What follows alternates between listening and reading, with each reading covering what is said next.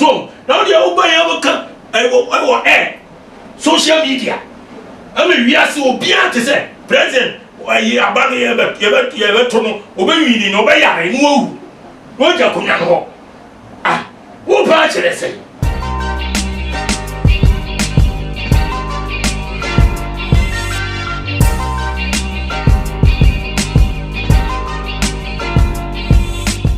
for me ma obibia akwaba ede eba too much GH so Ghana wahala dwumedi ena ebre asosam somfo muniaba epiesi kapa ena nso mede ebebe som ahwefo ene etifo na ene dey yes of panyi bi ababontin dinsin bi abetu edwa afa yankasa Ghana yamampanyi his excellency Nana Addo Dankwa Ekufu Addo ehwa wochemu a enya de se yamampanyi obetimi atena se ewo ninkunimdie emu although say we hu ni say yedin 2020 about to dey nkunimdie no ebeye MPP amanyoko no ede ache say yamampanyi ena ye wo mo Frank Atuni nanso so nkunimdie ne beba no ansha na yamampanyi wonte ase na nyame ni body nsem no etu edwa prophet Kwabena Tewia wono ena de sa nkomhyewe ebebeto abonti a wo twemu hu ni sem yare bi ena bebo yamampanyi na sa yare no ena ebedidi ni mu a wontimi ensori free ni yare paso atese ode ebebeto na numu na atese yebeto abana atese MPP amanyoko no so na edi nkunim na so ohunu sa nkunimdie no jubilate emfa na abusuafo ensem we bebeto odwane se de Ghana fo etwe ensem no sere ene abasa no na abusua ani ayenyan bebre na ensem no de dodo na wo ma metwa mo na me ba yebeto aso MPP fo nyame achemfo nsore na omunya dwuma na film na kan wochina eduoda kosi ukoda se o ma papa ne tobra papa ni bewu na nadu bewu the major prophet kum chacha on say me catch was say bomoden na hwe too much GH on say me kan ye nyene bone pa na kase ye pe wo wi ase ya asodin ti na Adam wo hu nyame ye no nyam no wo hu ne ma bi a wo hwehwehwehwe ewo other place ni ade cat won na bomoden na behwe too much GH behwe na subscribe bomoden o behwe pe na wa ye subscribe o subscribe na subscribe na o subscribe a na wo benya ne ma papa a wo pe ahwe nyame hira na ewura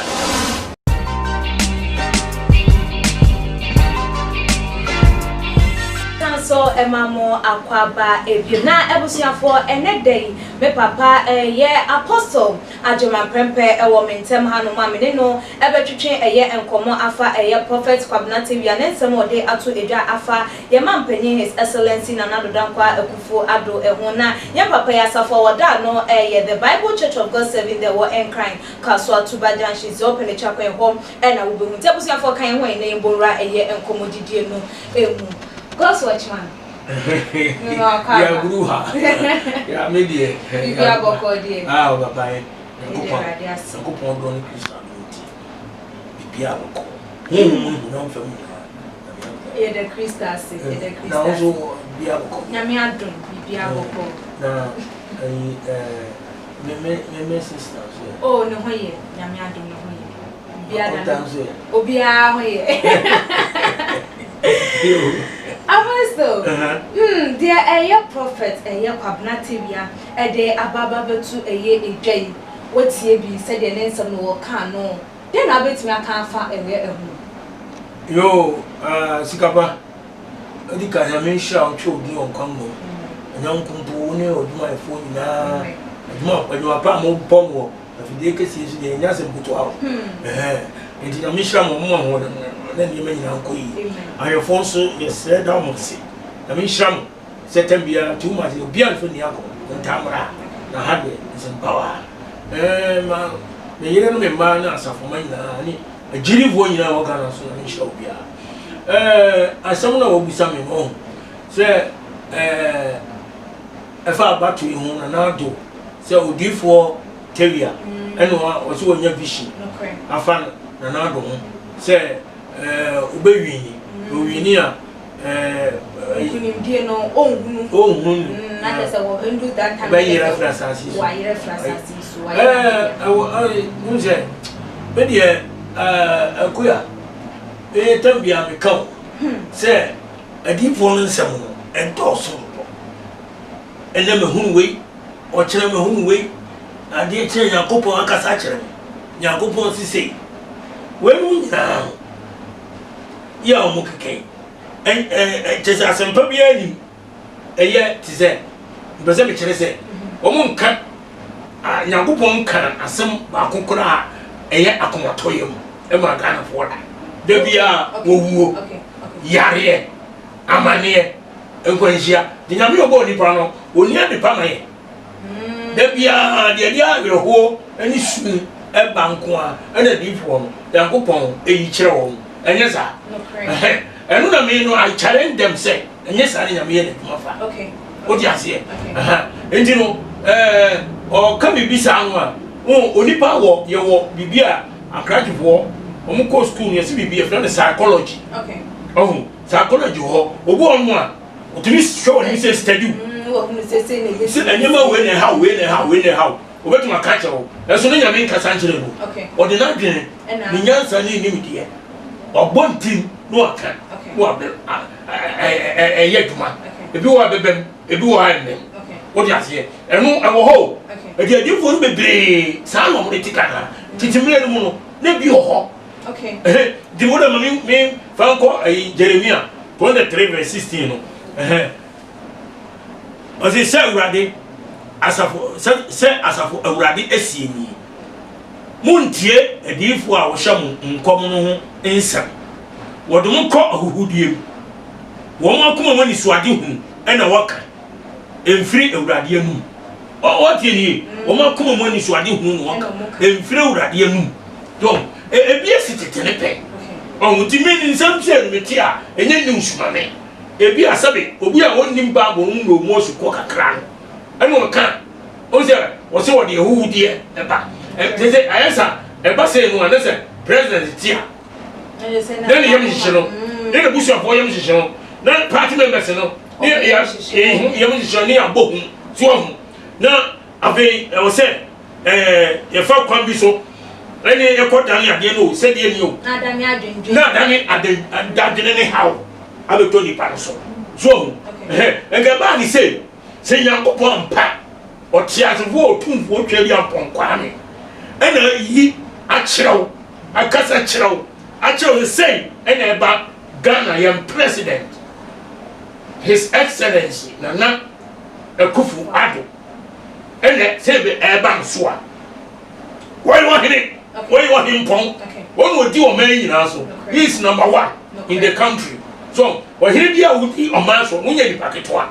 e di yankana sam fam to da ema amansan nyina entitete ne ho nsam ati say sa asam anye eba no ho a ebe to so enti o say o kon ho was so prophet tawie o akoni mu a meboa no say nyamini bibi kire me efa no ho na pani bi ho na mu se yakopon pa na aka kire me mewurawura mu a akwa nti yam papa ka obebe ka na abonti no kwanya wose ko faso na pesa me kire wo okay edi mo me kire wo Isaiah 38 ohiri bia na odi Israel so Isaiah 38 verse 7 wole mo me fa Isaiah 38 na nkapo enkasa na Isaiah 38 no verse 1 2 6 na nanu Ezekiel yare owuo yare na Amos ba odifo Isaiah ba ne nchen be ka kire ne se urade sie ni hwawfie ni samanse na wo bewu na wo nyanko ena Hezekiah dani na ni kire ofasu na obo urade empire se urade kai sani mananti wonim nukrem ene akoma etimu na maye wani so na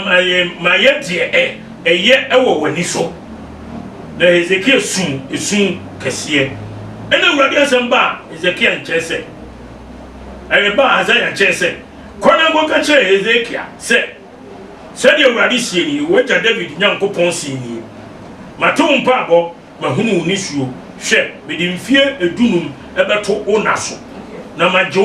majoni kroi afri Assyria hane ensem na mabo kroi ho bai you see asem we baye Nyankopon suma odivo me meze se de wo no kan se Nyankopon na aka kire anesa onu so ayi Isaiah so Nyankopon prophet edi Nyankopon ka kire no wan ko bada wuro e wo krom wo oma ni nyina mu o ti ase oko wo hene no ho one on one eno oni transi no sinana asem wo ho ni se ni nyamesie se ni Nyankopon sie se u bewu because no man no yare yare bi won so wo se nyade ni yare no nyade be nyankwa e yo wo yare automatically u bewu so na me so ka so ba u bewu dia ba be sa yare bi this one na asa this one so u to me so fra no o ka sa che no o ko bo odibo be bio amane o so fo be bio o cheche ni be bio o ko di si ni be ho onu so de no want Nyankopon so dada enti ejeja o so ni jira e no bom pa ya na ne wira ho ne su nyina ne namu wo kan de sabi o ti wa o ye ma urade enti ne pa bon e tu urade ni enti urade sa so ma Isaiah krono a o ti gogo ka che se ma ne pa bon aboro o ti ase ma dia o sua ma me kura ma urade me wira ho enti min kun say okay no me 15 years atone na so sometimes for him no ye penny pa me 15 years atone na so and how is that for na mu nyina so me don o ka say eyi odin fisha du mu aka ho e ma ni che ban so nyame che no eti ka odin wo tawie ya ono o say Nyankopon e na ayi we ya che no fa president onye ni paketwa okay o di ase na se asamboni kesese ena eba no so a kono ho ene ko trans na ko ka kire se na urade se eba so se na Nyankopon se beba so a enche kura no ebetumi yakun the president ye ndai no panino president zo ye pani awo mu no che ye pani chao ana meboa ana ayi nwuma mu so no ye pani so president wa lawyer bi adu mo ye dey ebue so mo wo ga che no a wo ye nipa ana so ga cho se ni na ayi prophet ani mo me pa bo mo sa kom chiri bi wo ha me so me ye de nyina ye nchiri kom ne mo mpai okay ebi ani mpanyifo bi ayi kakra bi na ni se nipa be 10 20 bi ene o de be to mo nim no mo ayire ho ya bo ho mpai because I asem hia okay ana no boa asem hia so mo duro ene edi mu adedie ene mpaibo ekom so now the oba ya boka I social media am wi ase obi ate se president ayi abane ye be to no obewini no be yare no awu no ja konya no wo pa chere se na che se eye apostle de Ghana for binu mo ka se eye fame or ka se de be ya ye be hunu se ha sa de ni esia na che se yo no ne kan because ye nim se eye de ya mampeni eye de ya wanyini wo won so de ebetimi aba e wo obi a ho ahaban mo no te e na dada so ye etie enti se wo ka se ye mampeni ebewu ebi ana wakwa kokonya ne ntie bi ana se ebi a wate se ye se ebi a mampeni yare ebi se wa he no de e ma ne nche no nti na wagina so ede kasa de be ya ensem ni se be kasa wono ne kan sa na Ghana for bi nsusu wo susu hu ne sa unse ekwe amudi me da waswati unse me obi ka o mampeni hu asem a no wan kan ya na me yam kosua nyina e bobo na me yam dwaame na me so tunza asem na mo kan enye no kore wo di ase wo ko ba bo nu a na hu ne a e koso wi ase de ni pe nyina so o prefer ya o kan ye se ko fo he ndi ko vote na sanso tika so taachiro ana me boa etu o prefer eni panim eni monyam papa Yesu kasana na Pharisee fo no omo tie etu wo de ti John chapter 12 verse 43 o se efisa na wo pe enipa anim onyam esene nyankopon anim onyam won omo pe enipa anim onyam because some na urade ka wo never receive won omo challenge yesu omo kikan se bebre na tambia no omo ye mpanifo wo man no enti tambia na omo anim onyam se de nipa beji wo modi nipa be hu wo se asebasi o ti say sanga na ye tif wo no omo ba the same Francis no e na wo ho ne no enti apostle ya panyin his excellency obetimi de mra edina na because ye hwe ahemfo a wo ka bibi efo wo mo na wanka ne ya yetimi chu da dua enti ye manpanyin wo no so betimi de mra edi prophet teriana yo nyamishira on se asam na aba wo de abetuga enya asam ketwa wo enye asam ketwa na president no so no so kwa sorry ana meboa oti oye kristoni enti papa yesu so akoye kristoni ya o shenkom enti eno no san president bia o no be fam na kwanso president bi so a e wo ho no a on fam na kwan on fam na kwanso na onu bedi because you hunu go Ghana because Ghana happen you hunu bi chief imam but about 2 years ago prophet bi Asham come say sapepepe afina e komu no 2019 obewu na nyansa papa enti ni nkofo ni mrantie ne wono bode e no tini bebi enti onimo we oti ya nse nkofo ya kwatake eyeso so wono na asese ne ma wona so dem o mo to nkura ke be chire 20 oh yes because owo de o mo papa no wanyi some no was 100 years as I say on that on baketwa eno wo ko kansem se atonfo wo tumrika eno ho pacho meboa yati Ghana ha enti e ba san papa no da so ti asio enso na so obewu the following year na so obewu enso da so ti asio afimi enu abeka ne ho yina no nyini ko wo na mrantie no ba wan so wu na panini to nyame na yena de nyame ye bibia masa wutumi sorry ntia so tia se enti ya me kan se president Akufo-Addo obetumi de na famra kwanso so because president o nyeni pe huna sa obetumi aboni dia se abo utiri se ba bro kan oboa me se oboa me se apostle adma prempe me se ne oboa because onu dia o yenya wo pefe say there who can first no Matthew 5 John 5:41 to 41 was it papa yesu ne kasa yo was it menye enmonyam emfiri ni panchan na mahu mo se munni do ewo mu media me ba meja din na monyeme so ofoforo ba ono ona ni din mu a ono na mo beje no ebe ye den na mo a mo je enimonyam ho nchen ebe tu ya je die na onyankopon koro no nchen enimonyam die mo nhwehwe you see the point yeah omo Ghana after give one omo tu omo dia akase ni ade de ekoso nyina enimonyam na wo mo enimonyam obi abeso o gidi ni di kosoro ene name eno obi ape eni na wo yes animal so e disguise dem ebrew cause o kan eni a obi be hu obetua bibia ma wona bompa yesi ana yesi mami na fe bo se sikana no o gifli ayi openini chain what you see o kan na abo hu se usura na ba so enti no ena se omutumi ehihye nkombi enkom no obonitiri no eni na ni so ade hu no rese wo kan na ebemu a yes one na no share san kom na esi na ade e be se si because the divon say o ya me no ti asisi ya wo bu se bisam se mi NDC NPP foi NDC fo adifo ewo ho omo so a se kom se NDC be dey e be wi ni meboa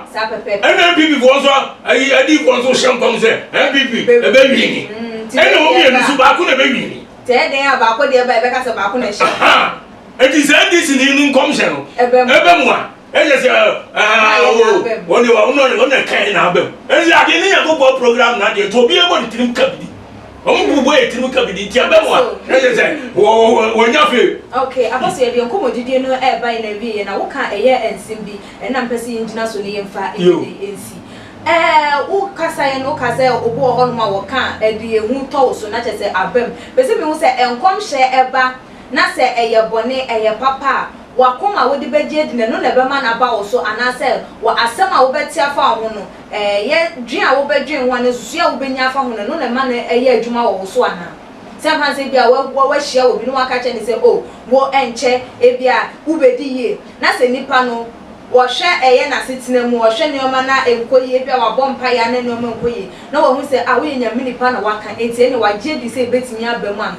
no na ma ne bem ana se wo se wanya aka no kwa de bebem nti ebem medasi ade nyina mu no empire bo so bi kran hye ho nkom na wo ni ma bi wo wakom mu adwene wo bo ho mpa odi to yankopon ni de bia so ebetumi abam so obi anhye enhye ho nkom okay odi ase na wo no de wo obi sade no awurade wa ya ma so endi se odifo bi e wo baabi no be o hye nkom se ebi a wo benye sika wo beto ka ma obi wa be ware wo se ni se ni ade a wo so ebi a me ka se sa ade no wo tirim dada wo bo ho mpai endi coincident e wo ho okay ana unu sa asam ani asam esusia mi adifo ho asam ka fo ho onyame nkrofo ho but ari mu be say 90% you think ombo etim azan 419 bebre yo ena urade ka omo pani animonyam ne yankopon animonyam de omo hwehwe ena otwa ntoro eda ada nipa ka asem ehu ede tom so a ena wo jiwdi apostle for final words to Johnny Yemfa NC so me say obi a wo ye da da wo no tabi o ka asem ehu ena tu nipa so no ageneti no pesika command o ye ho akomche no also was one was so ya continue if you no na ti o no cray millionaire leptin any other team ho ne ma nkosue wa chibes and nine no they are born no amen was so why fast or what on your fasting and you know the amazing na one say since ya no your president here o tie kunya so onyame ni nechi on kan ho na de boni mpo na ba awurade mpamu ye nyina sam mutu sam ko asara mbom pai man yes ye bom pai it is a Christ of one nyina e bom pai e de ma president because o mamu di o mamu pani di e so bom hom pai Bible crack First Timothy for 1 down was I First Timothy 2:1-4 was say ya mo bom pai men panimfo a e di muso to me so tiase enti yes ye bobi ntimi se di for no mo a munsusu it is say bosumi December be ko wie won be salai obia be shanin kom awa afinu e go si de boni na asasa se mo man chere nu ko ni pe enti me da ase me de mi se wa ye wie enti me ma sam be wie me go wudi a chere o be kasa ade be chi no cray for telephone number to Johnny enti no me be to because adi what for no o mo ha dwene yo Ghana for misramu o pesa o nimi kasa e kwanda ho telephone number ni 0544 262614 0544 262614 and 020 70 200 11 020 70 200 and 11 onyagobo asumdue enka president Akufo-Addo any Ghana for nyina wo Yesu Kristo din amen abusian for subscribe to your channel so when you like your videos na share me adoma no say nya upload video bia also wait me enya notification wait me so follow your IGP @atuma_gh_ meeting at the FSC Kapa that's ne you be share makram me dey Isaac Odwampo obetumi afem the great ampo mbrembren wonu me nka mo ni hwe too much G8 mo ye too much na me so me ye amo fire too much GH. Shout out to your fans and everybody who is watching Too Much GH.